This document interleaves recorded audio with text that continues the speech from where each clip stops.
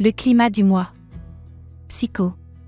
Si vous êtes un peu plus nerveux et stressé que le mois dernier, ce sera probablement pour la bonne cause.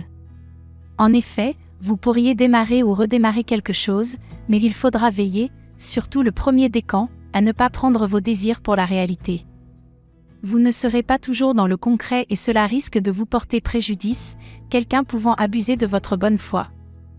Vous-même, essayez d'agir en conformité avec vos valeurs et avec la loi. Pratique. En Gémeaux dès le 1er du mois, Mars formera tout de suite une méchante dissonance avec Neptune, qui peut créer un climat mouvementé pour tout le monde, et surtout pour les natifs de février. Le problème peut venir de ce que vous allez entreprendre ou avez récemment entrepris, mais vous pouvez aussi ne pas savoir comment prendre l'un de vos proches, parents ou enfants. N'hésitez pas à faire preuve de fermeté et à imposer vos limites. Vie quotidienne. Travail. Il semble que vous serez sur plusieurs fronts en même temps, préoccupé dans votre travail mais aussi dans votre vie de famille, ou à cause de votre maison.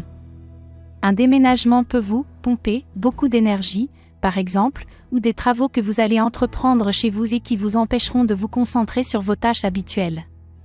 Heureusement, Mercure sera bien disposé et vous aurez de bonnes idées pour mieux gérer les choses.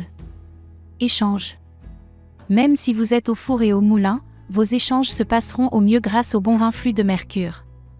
Vous saurez dire ce qu'il faut pour amadouer vos interlocuteurs, vous les flatterez et leur ferez croire qu'ils sont ce qu'il y a de plus important à vos yeux. Évidemment, on vous appréciera beaucoup et vous obtiendrez tout ce que vous voulez de cette manière. Mais n'allez pas en abuser, cela sonnerait faux. Restez subtil.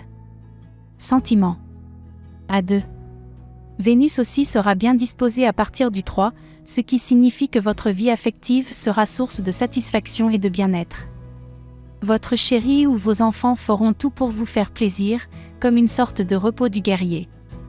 Le bon aspect qui se formera entre Vénus et Saturne, semaine du 3, vous rassurera et vous apportera une forme de stabilité dont vous avez grand besoin, surtout si vous êtes de février. L'entrée de Jupiter en Cancer pourrait être d'encore meilleur augure. Célibataire. Vous entrez dans une période où de belles rencontres sont possibles. D'abord, avec Vénus en Cancer, vous serez plus ouvert aux autres et plus enclin à vous montrer sentimental. Mais n'oubliez pas de conserver une certaine retenue. De plus, Jupiter fait son entrée en Cancer, qui est justement le secteur sentimental de votre zodiaque. Vous devriez donc, logiquement, avoir le cœur qui bat plus vite dans les prochaines semaines. En aparté.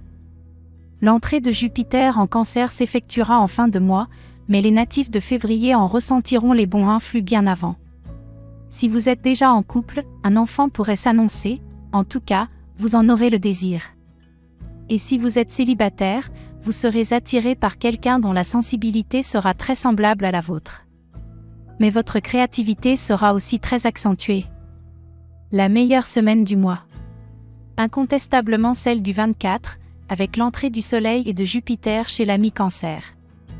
Les natifs de février seront les mieux servis, mais ceux du 3e décan ne seront pas à plaindre, car une affaire pourrait prendre bonne tournure. Toutefois, il faudra patienter jusqu'au mois prochain pour la conclure.